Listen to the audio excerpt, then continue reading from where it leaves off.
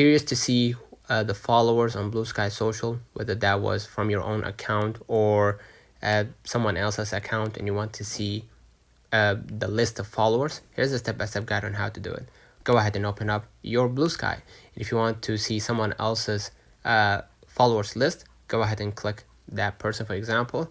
And as you can see, you're going to see followers from here. And as you can see, 1.8K. Go ahead and click the followers, and you're going to see the people's, or you're going to see the list of people who follow that person.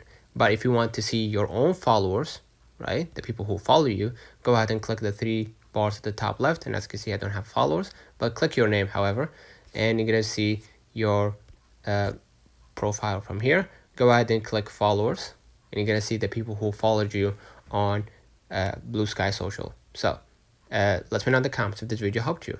Don't forget to like and subscribe, and thank you for watching.